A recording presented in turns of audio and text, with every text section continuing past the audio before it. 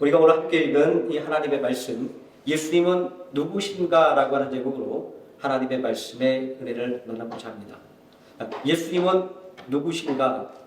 너무나도 당연하고 잘 알고 있는 이 질문은 예수님의 공생애 때부터 시작되어서 오늘날까지 끊임없이 되물어지고 있습니다. 이러한 사실이 의미하고 있는 것은 예수님은 누구신가? 라고 하는 이 질문에서 묻고자 하는 예수님의 정체성이야말로 기독교 신앙의 기초이기 때문입니다. 또 예수님은 누구인가라고 하는 이 질문이 끊임없이 반복되는 것은 그만큼 이 구원의 진리를 깨닫기가 어렵기 때문입니다. 자, 이렇게 구원의 진리를 깨닫기 어려운 이유를 고린도전서 1장 18절은 이렇게 알려주고 있습니다. 십자가의 도가 멸망하는 자들에게는 미련한 것이요 라고 말입니다. 또 고린도전서 1장 23절 말씀에는 우리는 십자가에 못 박힌 그리스도를 전하니 유대인에게는 버리끼는 것이요 이방인에게는 미련한 것이로되 라고 말씀을 하고 있습니다. 이런 것들을 볼 때 초대교회 때부터 지금까지 예수 그리스도를 빙자하여 구원의 길을 방해하는 이단과 사형이들이 끊이지 않는 것이 바로 그 증거입니다. 우리가 어떤 말씀을 찾기 위해서 인터넷 검색을 하거나 또 내가 찾고 싶은 어떤 찬양을 검색하기 위해서 성경 말씀이라든가 찬양의 가사를 검색을 하면 제일 먼저 뜨는 내용들이 있죠. 신천지와 하나님의 교회 이단들의 글들이 진짜 빼곡하게 쌓여 있어서 그 틈을 헤집고 찾아야만 겨우 우리가 원하는 그 말씀과 찬양을 찾을 수 있을 정도입니다. 저는 이러한 모습들을 보면서 예수님은 누구인가? 라고 하는 이 질문에 대해서 다시 한번 진지하게 고민해 볼 필요가 있다라고 느껴서 오늘 이 말씀을 가지고 너무나도 당연한 예수님은 누구인가, 누구신가? 라고 하는 이 질문을 가지고 함께 은혜를 나누고자 합니다. 예수님께서 가이사라 빌립보에서 제자들에게 사람들이 나를 누구라 하느냐라고 물으셨을 때 제자들은 이렇게 대답했습니다. 이르되 더러는 세례 요한, 더러는 엘리야, 어떤 이는 예레미야나 선자 중에 하나이다. 예수님을 보고 세상 죄를 지고 가는 하나님의 어린 양이로다 라고 구원자 그리스도로 오신 예수님을 알아보았던 세례 요한조차도 헤롯의 감옥에 갇혀 있을 때에 제자들을 보내서 오실 그이가 당신 오니까 우리가 다니기를 기다리고 있다라고 예수님이 어떤 분이신지에 대해서 그는 물을 수밖에 없었던 것을 볼 수 있습니다.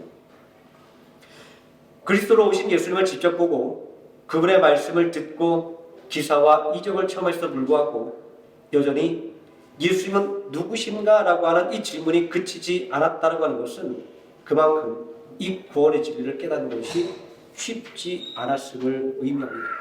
우리는 이런 생각을 가끔 해보죠. 야, 예수님과 함께 그 땅에서 호흡하며 살았던 사람들은 얼마나 행복할까? 그 말씀을 직접 듣고 예수님 손을 잡아보고 그 예수님의 기도를 들었던 그 사람들은 얼마나 행복할까라는 생각을 합니다. 그런데 덴마크의 국교의 목사였으며 또 철학자였던 키에르케고르는 그의 어느 저서에서 이렇게 이야기하고 있습니다. 예수님을 직접 만나 그 말씀을 듣고 배운 사람이 복이 있는 것인지 아니면 오늘날 우리에게 주어진 이 성경의 말씀을 가지고 예수님을 믿게 된 우리가 더 복 있는 사람인지에 대한 질문을 합니다. 그의 질문은 바로 오늘 이 이야기와 동일합니다. 그는 이렇게 이야기합니다. 예수님과 함께 했던 그 사람들이 행복했을 것 같지만 그러나 그들은 여전히 가려진 계시 속에서 예수님이 그리스도인 걸 온전히 깨닫지 못하고 그들이 헤매고 방황했던 모습을 이야기합니다. 그러나 오늘 믿는 우리는 우리에게 주어진 이 하나님의 말씀 성경을 통하여 예수님께서 우리의 구원자라는 사실을 확실하게 계시받아 믿게 된 우리의 모습을 생각할 때 예수님을 보지 않고 이 성경의 계시를 통하여 믿게 된 우리가 더 복 있는 사람이다. 이렇게 그는 말을 했었습니다.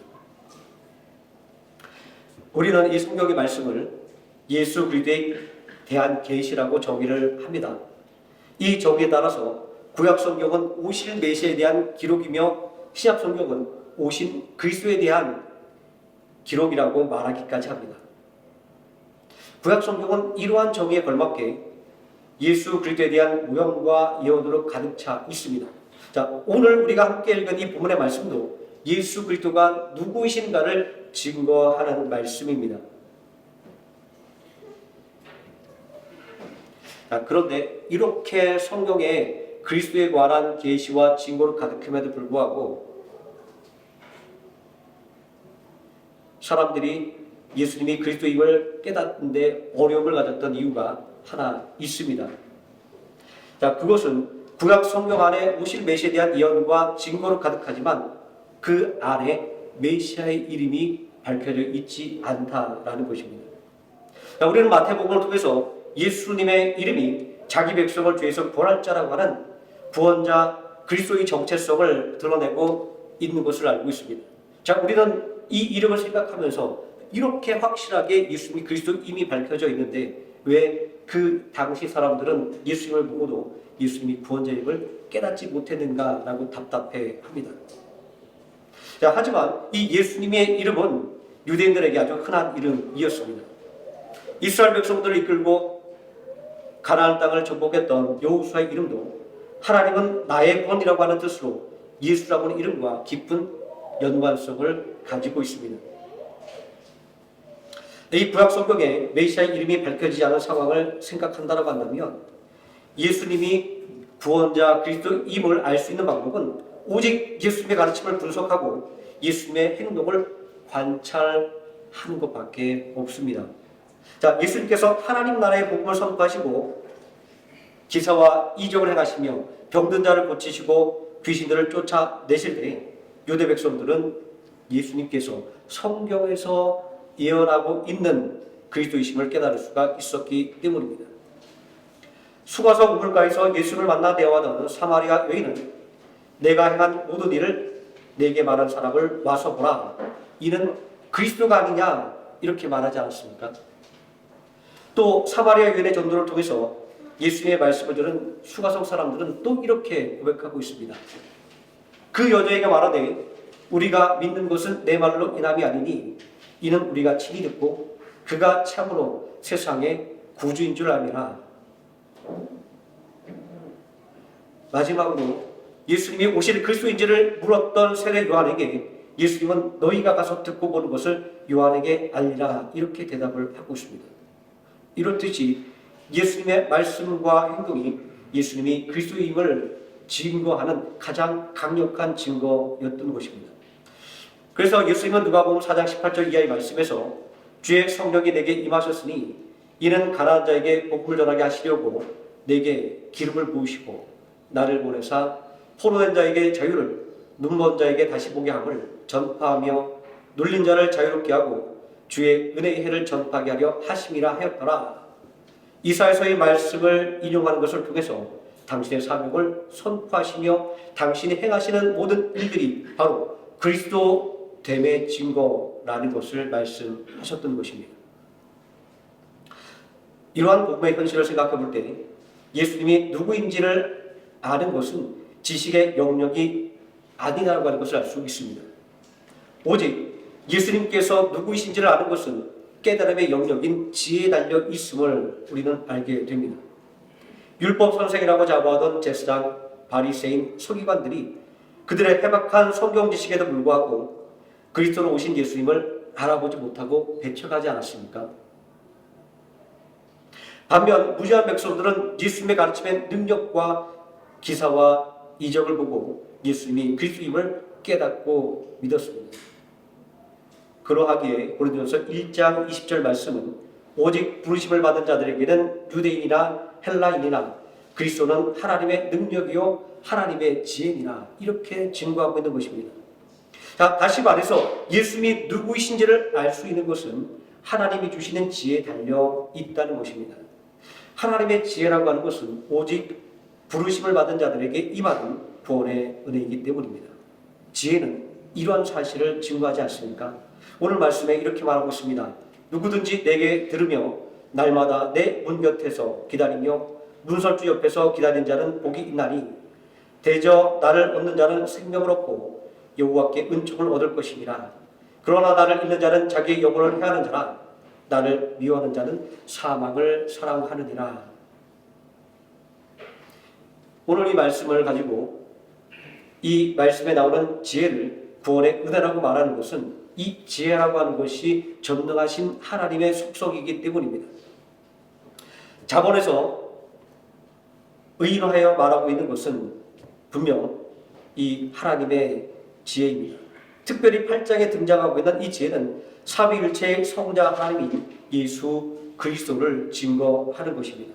물론 여기에 다른 해석도 존재합니다. 하나님의 속성인 지혜를 단순하게 의인화한 것에 불과하다라는 이런 견해도 있지만, 그러나 복음주의와 개혁주의 노선에 있는 교회에서는 잠언 8장에서 증거되는 이 지혜를 분명하게 예수 그리스도를 증거하는 것으로 해석을 하고 있습니다. 자, 우리도 본문의 말씀을 읽을 때 우리가 직관적으로 떠오르는 생각은 하나입니다. 예수님이 와서 말씀하고 있구나라고 하는 것을 우리는 즉각적으로 느낄 수 있지 않습니까? 이렇게 해석하는 또 하나의 근거는 이 잠언의 지혜의 특징이 생명과 연결되어 있다는 점입니다.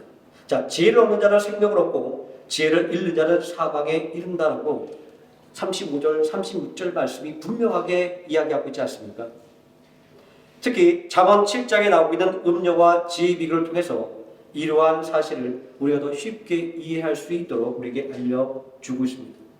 저는 여기서 말씀의 주제와는 상관이 없지만 조금 곁길로 나가서 성경에서 왜 악의 길과 사망의 길로 이끄는 대상을 음료에 비유하고 있는가에 대해서 함께 좀 알아보고 넘어가고자 합니다. 자, 잠언 7장에 등장하고 있는 음료라든가 호세아 선지자의 음란한 아내, 또 야고보서에 등장하고 있는 이 가늠한 여인들처럼 모든 악의 근원이 여자에 비유되고 있는 것을 우리는 성경 곳곳에서 찾아볼 수가 있습니다. 현대적인 관점과 에서 생각한다고 한다면 시대착오적인 것으로, 그리고 성차별적인 것으로 비난을 받는 부분입니다. 또 성경을 구원의 진리로 깨닫게 하는 하나님의 말씀으로 믿고 읽는 우리들에게도 좀 불편함을 주는 말씀이기도 합니다. 우리는 이 부분을 이해하기 위해서 성경의 배경적인 부분들을 좀 알아볼 필요가 있습니다.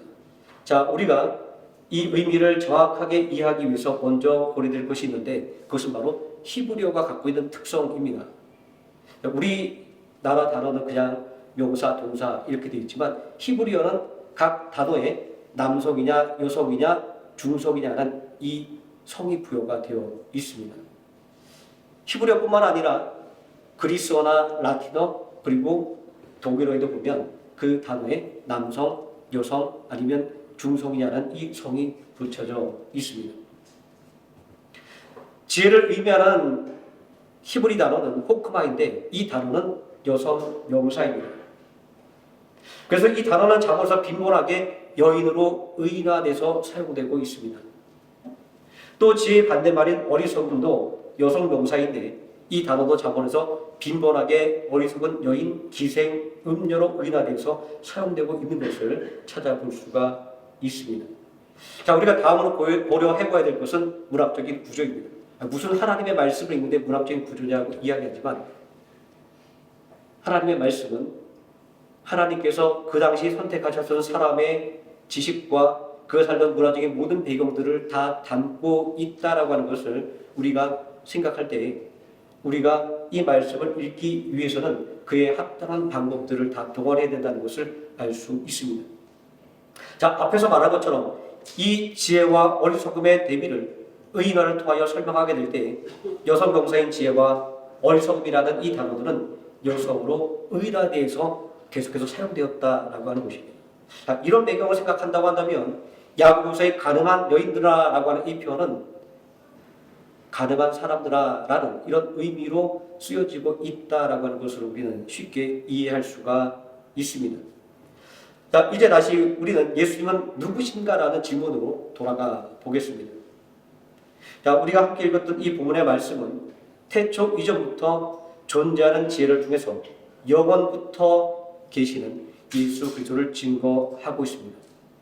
22절, 23절 말씀에 여호와께서 그 조화의 시작 곧 태초에 일하시기 전에 너를 가지셨으며 만세 전부터 태초부터 땅이 생기기 전부터 내가 세움을 받았다니 이렇게 증거합니다. 영원전부터 계시는 주님, 태초 이전에 하나님으로부터 나오신 독생하신 예수 그리스도를 이야기하는 것을 신학 용어로 영원한 출생이라 이렇게 부르고 있습니다. 여기서 영원한 출생이라고 부르는 것은 예수님께서 하나님의 아들이지만 하나님께 종속된 존재가 아니라 하나님과 동등한 존재라고 하는 것을 말하기 위해서입니다. 그래서 우리는 예수님을 삼위일체 하나님의 성자 하나님이라 부르지 않습니까? 이 삼위일체라고 하는 이 말 속에서 일체라고 하는 말을 통해서 우리는 세 분이라고 하는 의미가 아니라 한 분 하나님에게 한 분 하나님이고 그리고 성부 하나님에게 종속되지 않는 동등한 세 위격이 있다라고 하는 것들을 우리는 다시 한번 알아볼 수가 있습니다.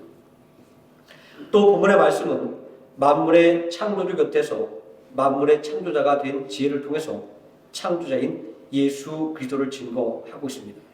27절에서 30절까지 말씀에 그가 하늘을 지으시며 궁창을 해변에 두르실 때에 내가 거기 있었고 그가 위로 구름 하늘을 견고하게 하시며 바다의 샘들을 힘있게 하시며 바다의 한계를 정하여 물이 명령을 거스르지 못하게 하시며 또 땅의 기초를 정하실 때에 내가 그 곁에 있어서 창조자가 되어 날마다 그의 기뻐하신 바가 되었으며 항상 그 앞에서 즐거워하여 하였노라 이렇게 말씀하고 있지 않습니까?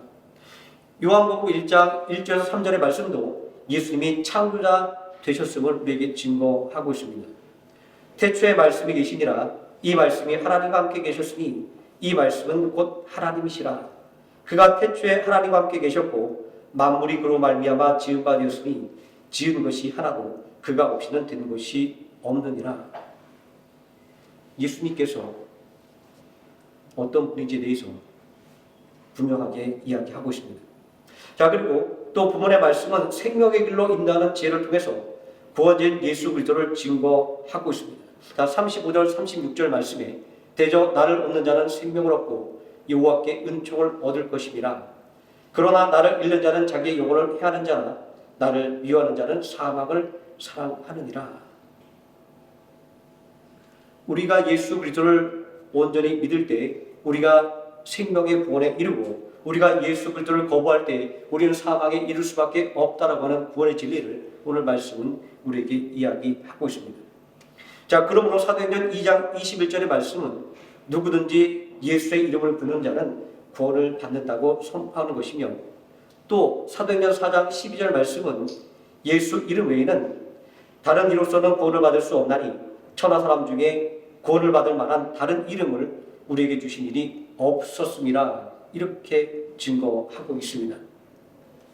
예수님은 창세전부터 계신 성자 하나님이며 하나님의 말씀으로 만물을 창조하신 창조자이며 생명의 길 되신 분입니다. 빌립보서 2장 9절에서 11절 말씀은 이러한 예수님이 정체성이 추구하는 것이 무엇인지를 알려주는 것을 통해서 예수님이 누구신가를 더 명확하게 설명해 주고 있습니다. 이러므로 하나님이 그를 지극히 높여 모든 이름 위에 뛰어난 이름을 주사 하늘에 있는 자들과 땅에 있는 자들과 땅 아래 있는 자들로 모든 무릎을 예수의 이름에 꿇게 하시고 모든 입이 예수 그리스도를 주라 시인하며 하나님 아버지께 영광을 돌리게 하셨느니라. 이 말씀은 예수님이 누구신지를 묻는 이들에게 우리의 구원자 되신 예수님께서 우리의 구원의 이루심을 통하여 모든 영광을 아버지 하나님께 돌리는 분임을 증거하고 있습니다.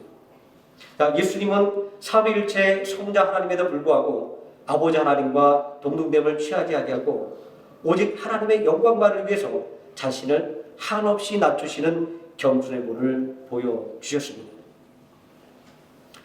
우리는 아버지 하나님의 영광을 위해서 자신을 한없이 낮추었던 예수님의 행동에 주목을 해야만 합니다. 예수님의 이러한 관심과 목적은 예수님은 누구신가라고 하는 이 정체성의 질문만큼 중요한 것이기 때문입니다. 아니, 예수님의 관심과 목적은 예수님은 누구신가라고 하는 이 질문에 진정한 답을 제시한다라고까지 말할 수 있는 것이기에 중요한 것입니다. 예수님께서 우리의 찬양과 경외를 받으시는 이유는 무엇일까요? 그것은 두말할 것 없이 우리의 구원자 그리스도가 되셨기 때문입니다. 죄로 인하여 죽을 수밖에 없는 죄인들을 위해서 십자가에서 대속의 죽음을 나가심으로 우리를 죄에서 사해 주셨기 때문입니다. 또 죄로 인해 하나님 앞에 감히 설 수 없는 자들을 십자가의 보혈인 예수님의 피를 의지하여 하나님 앞에 담대하게 나갈 수 있게 만들어 주셨기 때문입니다. 또 죄로 인해 하나님께 아무것도 구할 자격이 없는 자들을 예수님의 이름을 의지하여 하나님께 무엇이든지 구할 수 있게 만들어 주셨기 때문입니다.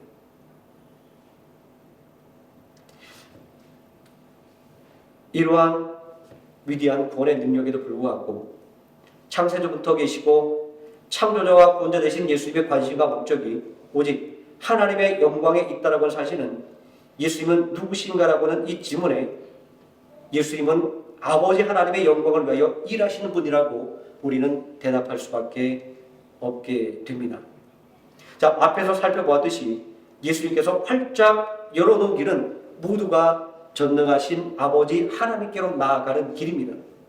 자, 이러한 사실은 예수님께서 하나님 아버지의 영광을 위해서 일하시는 분이라고 하는 사실을 분명하게 증명하는 것입니다. 예수님께서 대속의 십자가를 지심으로 활짝 열어놓은 구원의 길도 이러한 사실을 증명합니다. 구원은 우리의 영혼뿐만 아니라 우리의 육신까지도 아우르는 전인적인 구원입니다. 그래서 구원은 제가 자주 이렇게 말씀드립니다. 첫 번째는 죄의 굴레에서 해방되는 것이고, 두 번째는 잃어버린 하나님의 형상을 회복하게 하는 것이고, 또 세 번째는 하나님의 자녀가 되는 구원이기 때문입니다. 광야에서 마귀의 시험을 받을 때에도 예수님의 관심은 하나님의 영광에 있었습니다. 우리는 우리의 일 때문에 우리의 온 남을 다 빼앗겨서 이리저리 뛰고 때로는 낙심하고 또 절망할 때가 있지만, 예수님은 그 혹독한 시험 가운데서도 하나님의 영광을 바라보는 분이었습니다. 자신의 영광을 권하는 마귀의 유혹 속에도 예수님은 하나님의 말씀으로만 살겠다고 다짐하며 하나님을 시험하지 않고 하나님만을 섬기겠다 이렇게 선포하고 있지 않습니까? 또 수가성 우물가에서 만나는 사마리아 여인에게 예배의 대상은 오직 아버지 하나님이심을 가르치고 있습니다. 하나님은 영이시니 예배하는 자가 영과 진리로 예배할지니라 라고 말합니다. 그리고 기도를 가르쳐달라고 부탁하는 제자들에게 아버지 하나님께 기도하며 아버지 하나님께만 영광을 돌리도록 그렇게 가르치고 있지 않습니까? 우리가 늘 예배 때마다 외는 이 주기도문의 내용 속에 예수님께서 추구하는 바가 그대로 담겨 있음을 우리는 알 수 있습니다. 그러므로 예수님은 당시의 영광을 드러내지 않고 오직 하나님의 영광을 위해 대속의 십자가를 몸소 지셨던 것입니다. 더 나아가서 예수님은 그 십자가의 승리의 영광조차도 당신을 위한 것이 아니라 구원받은 우리가 하나님의 영광을 위해 살도록 하기 위해서 사용하고 계십니다. 로마서 8장 34절 말씀은 예수님의 헌신을 이렇게 증거하고 있습니다. 누가 정죄하리요?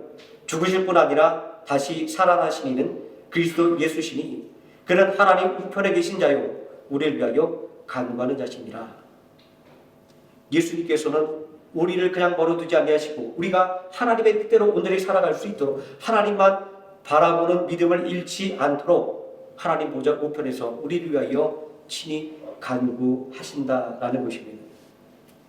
이러한 예수님의 복음은 오늘을 살아가는 우리 성도들에게 참된 구원이 어디서 오는 것인지를 분명하게 알려주는 것입니다. 예수님께서 지신 이 십자가는 구원의 통로입니다.